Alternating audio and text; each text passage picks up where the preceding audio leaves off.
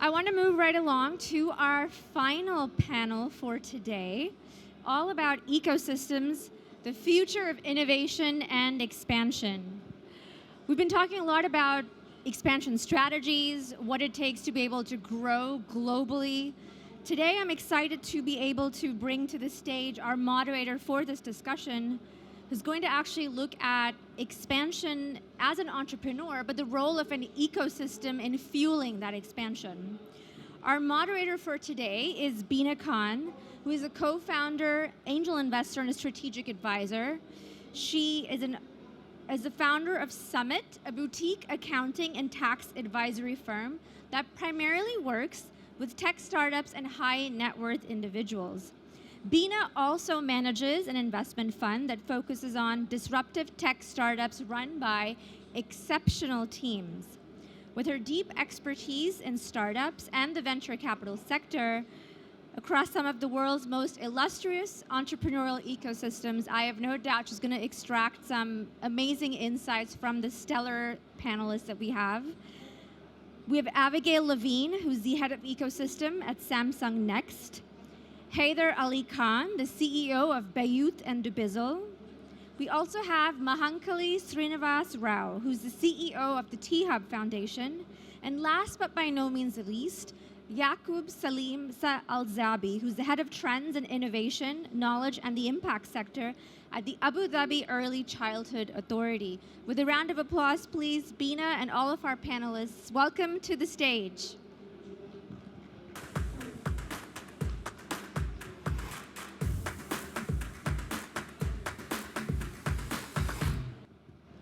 Good afternoon, everyone. Welcome to our panel today.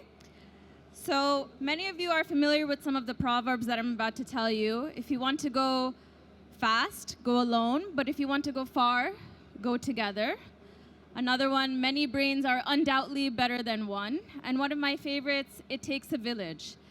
And that village, my dear audience members, is what we call in the entrepreneurial and business world, the ecosystem. Now, this afternoon, we're going to talk about how building and fostering ecosystems is the answer to innovation and expansion in this day and age. And quite frankly, it's the only fast and easy way to achieve smarter and fast growth. Now, ecosystems are vital for organizations. They increase job efficiency, time, cost, and they cover more innovative ground. So I'd like to turn to our industry thought leaders today, and I'll start by asking each one of you, anyone can start. How do you think ecosystems offer an alternative or complement in-house innovation programs?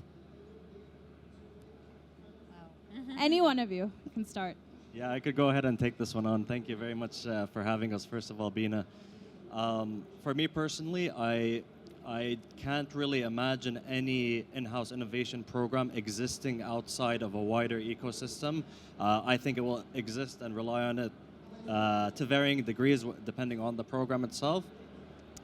I think it's more of kind of looking at it as a decentralized versus a centralized approach to innovation. At the end of the day, if you're part of an innovation program, it's usually someone else navigating that ecosystem on your behalf. So it's lifting a bit of the operational strain from the innovator themselves, so they could focus more on perhaps like product development and other areas of their business without having to worry about, like, for example, like the regulatory environment or looking for investors or funding.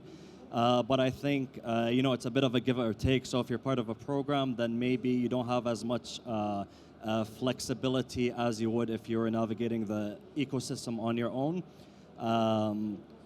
So I think it's really a personal choice depending on your business, your startup, your personality, what's acceptable to you and what isn't, and what your strengths are as well. So for example, if you're a very charismatic founder, if you have a good network, if you have good relationships, you wouldn't want to be part of an innovation program that focuses on networking and meeting investors and meeting other people in the ecosystem if you feel like that's a strength that you could have, that you could do yourself.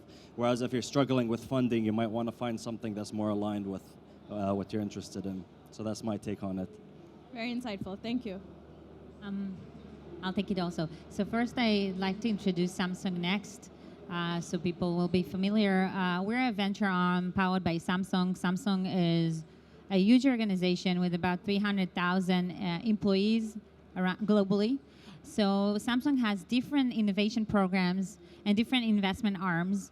And as all of you know, there's a lot of innovation going on at Samsung, but we don't believe that we have all the knowledge and that we can develop everything internally. So what Samsung Next does is build a relationship with the software and services startups, early stage startups, with the purpose of having a relationship, a long-term relationship, looking and learning from these startups of like where the future is headed and bringing these insights into Samsung. So for us, the purpose is to kind of spread the energy across, instead of having to understand and to do everything internally, we build these relationships through investments and through events and through building an ecosystem and get the knowledge from the out-large startup ecosystem, learning where Samsung should be in 5 to 10 years, rather than tomorrow, like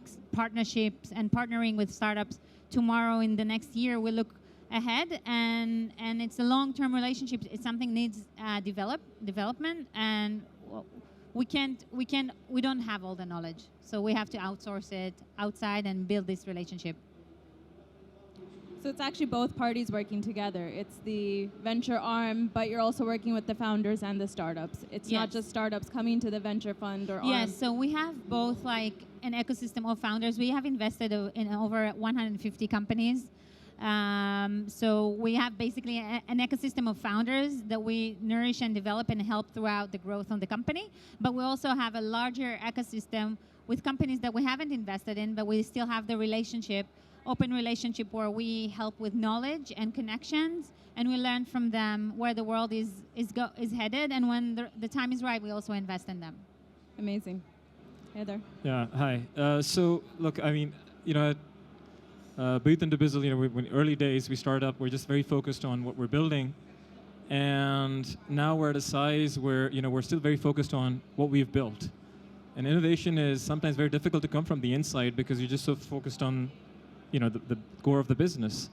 So I think that's where it really helps out to have an ecosystem, whether it's an organization or a governmental body, to provide that opportunity to other people who think a little bit differently. Because as you grow, everybody's challenging your business model.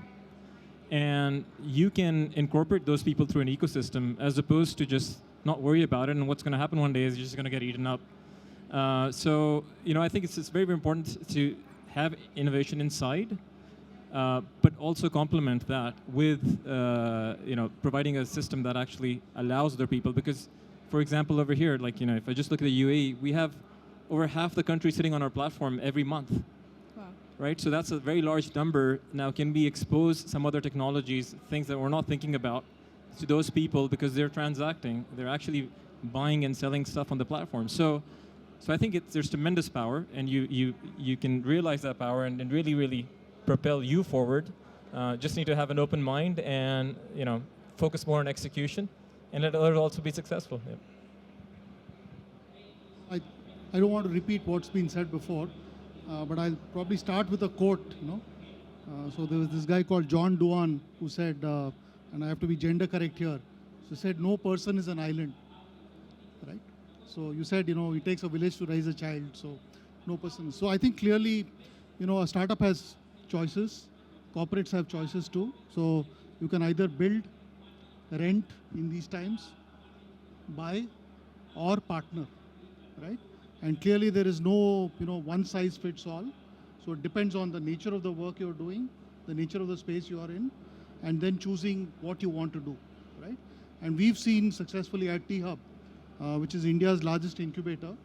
We work with about 1,100 startups today. And we work with close to 60 corporates. We've won several corporate innovation engagements. Clearly the marriage between large entities, financially strong entities who have deep market access, etc., and startups which are nimble, agile, that marriage can actually create a significant difference. How do you believe that these ecosystems can provide a foundation to building these partnerships that then potentially lead to mergers and acquisitions or even accelerate them? Can you hear me? Okay. I think the Israeli story is a fascinating one. 20 years ago, there was no tech ecosystem in Israel. There were a few companies that managed to scale to a $100 million exits were sold, and the founders that sold their companies came back after, doing their time at the corporate that bought them, came back to Israel and brought back knowledge that didn't exist in the market. The Israeli society is very, collaborative, and there's a lot of idealism in re-educating the market. So these founders came back and taught, and then the ecosystem was built by them teaching their learnings from what they've learned working in these big corporate America companies. And also the government really supported the tech ecosystem by infusing a lot of money into the tech ecosystem through foreign VCs that it attracted to Israel. And this actually laid the ground for building the amazing tech ecosystem we have today. People don't believe that 20 years ago there was nothing. There are a few companies, 10, 15 companies, that's it. And today we have 8,000 startups and about 600 corporates that are active in Israel. It's unbelievable. So really this knowledge sharing and the founders that came back from with their experience and invested it back in the ecosystem, learning, teaching, sharing knowledge, not keeping it to themselves. There is a really collaborative ecosystem, which I'm very proud to be part of and help facilitate. So for sure, it's really helped the M&A market. So would you agree that a part of this entails putting your ego aside and taking the hit and doing what's batting for the mass? I think it's even not taking your ego aside, because I think there's a lot of pleasure of coming and teaching back and giving back to the society you came from. And these people build their own brand by doing it. So both parties enjoy it. So, but do you believe that most founders have share the same sentiment where they don't care to be the one and only or at the forefront, and they rather collaborate to get ahead and scale faster? Yes. I've facilitated so many events and panels with founders. Unfortunately, usually men. We still don't see enough female founders in the Israeli tech ecosystem, where they're, on their own free time, come and teach their experience and share their experience with new and upcoming founders. So totally, there is an amazing community in the Israeli ecosystem called Startup for Startup, where two founders from Monday, which is today's is a company that is traded in the stock exchange, open it for the sake of the community. They open this community to share their knowledge from scaling their company. And now, like every other founder is there, and every other investor sharing knowledge and helping each other. It's amazing. Very nice. Yeah. Heather, go ahead. No, I was just gonna say, it's interesting. I mean, the word ecosystem is a pretty overloaded term, right? But if you think about community and you think about passion, which is not necessarily tied to money. There are a lot of people who go home and they code on an open source stack to improve certain things, right? Which doesn't really have to do with money, right? Linux, which is one of the largest operating systems, I mean, it's mostly been built by contributions from people outside of anything to gain from. So it's not so much of, I don't think it's so much of ego. I think it's just learning that a lot of success comes from execution and not from just having an idea and trying to protect it. You're not going to gain anything by it. And I think that probably I have enough gray hair now to understand that. But early on, it's a bit difficult because, it's natural human tendency to kind of close up and so clearly, I think in a good ecosystem, you need that openness, you need fairness, and certainly, when you have these people passionate about something, they're going to build something useful, and companies even like us, we're always looking at who's doing well. Is there a good idea that kind of augments what we're doing, and M&A should speed up. It's just a no-brainer, right? So absolutely makes sense, for people to let down and share, and then let other people build as well. Well, it's apparent that, or it's clear that the right ecosystem, it will embody success begetting success. Yeah, I think fairness is very important, right? So, and I keep repeating that because at the end of the day, you just can't be selfish, and you don't want to be successful at somebody else's behest. So a fair ecosystem would allow others to reap the benefit, more of the benefit of what they do than what you do. I mean, you provide a platform, they're the ones who are doing the work. So it's very important to have a balanced, fair ecosystem. And that's where regulation comes in. You know, I think that's where a lot of these things come in, which if they're sorted out, then it just becomes that much easier. But my only advice to entrepreneurs would be is don't just always have your guard up here. It's okay, you know, execute better. Planning is okay, that's all right. Execution is what matters, right? That's actually a great segue into our next question, which is what are some of the proven characteristics of a successful ecosystem? So you talked about fairness, you talked about balancing. Yakub, Srinivasan, do you have other characteristics that you would like to add? First is, I think maybe she touched on it, lack of ego. So this is not a partnership between David and Goliath. So this is a partnership. First of all, you have to go in with a mindset that you can learn, and you can learn from everybody, right? Large companies can learn from small companies can learn processes, etc., from large companies. So the way we think about it is first keep your ego aside when you're thinking about getting into the thing. And second is you have so many players here. So you have some entrepreneurs, of course, at the center. You have corporates, you have funding entities, you have academic institutions, you have the media, etc., right? So all of them have to learn that winning together is possible only if we combine as opposed to standing on ego. Yakub.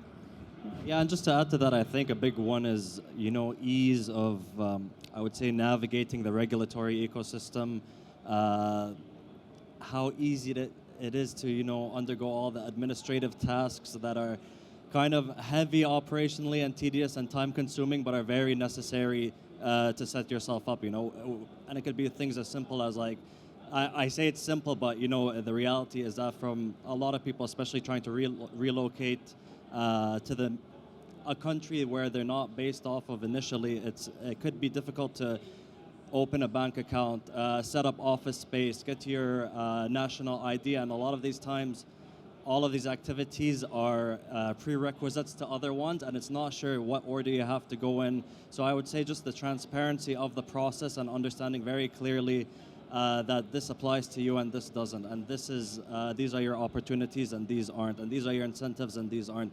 So just having that transparency, the clarity, understanding the regulatory environment, and of course always having the support to navigate that environment is a big plus for those ecosystems. Now, as Abigail had mentioned earlier on, this is not a short-term effort. You're in it for the long run. And we see that through the success of Silicon Valley, success in Boston, in the startup and tech industry, where it's taken not years, but decades for these ecosystems to be built there. But what we see time and time again is that it's yielded greater diversification, it's cut down on cost, created these efficiencies and this ecosystem for others to come in and then pay it forward. Now, just to wrap up the panel with the last question, I always like to leave the audience with something tangible to walk away with. What is one piece of advice? Where and how should a startup look if they want to join an ecosystem? They have an idea, they have a pitch deck, they've raised their first or second or third round. Where do they go? It's funny because in Israel, it's really hard to avoid an ecosystem. You have to try really hard in order to not have peer groups, whether it's WhatsApp, Facebook, all sorts of organization like Startup Nation Central, which always focus on how it's basically they're building the ecosystem in Israel and indexing it. So it's really hard to avoid. I would think of more like, what do you need to do in order to be a good ecosystem player? I would change the question a little bit for the Israeli market. And that would be always be willing to give without expecting to get back, because karma has its wonders. And if you're coming really from a place of giving and helping with what you've learned, people will feel much better, helping you when you need this help. So it's totally, I'm a big believer in karma. So yeah. Paying it forward. I was just going to say that. You stole the words from my mouth. Heather, do you have any wisdom to share your with question us? was where to go? Come to us. No, I'm just jokes aside. Look, I think what's important is, and I correctly, I agree with my colleague here. Like, you need a good regulatory system, and I think we're very fortunate to be in a country with some great leadership where, startups live at the kind of the boundary of change, right? So it's one, you need legislation that enables business today, but also is thinking about business tomorrow. Because that change, you're going to live on that cusp of that change, and you're going to be that agent of change.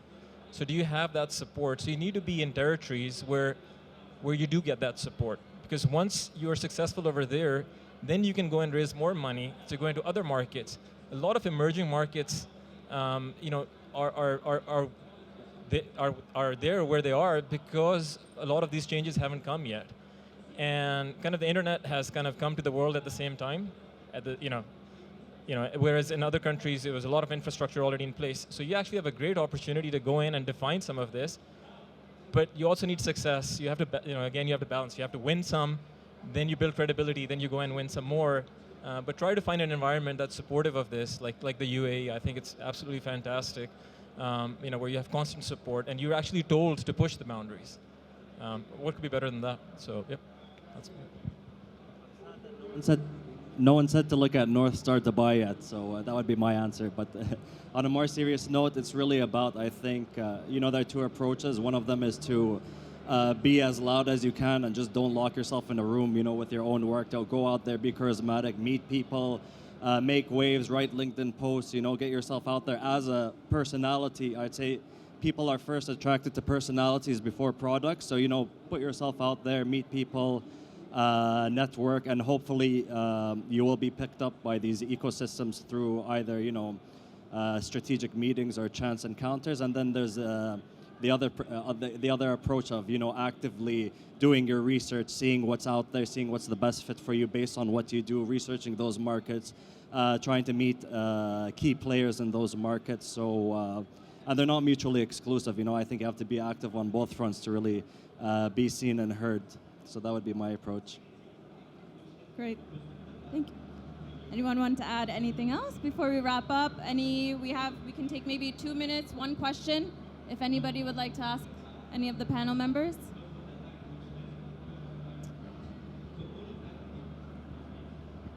No, I guess we all did a very thorough job and we covered everything. All right, great. Thank you so much. Thank you, audience members, for joining us today. Thank you. Thank you for moderating the panel.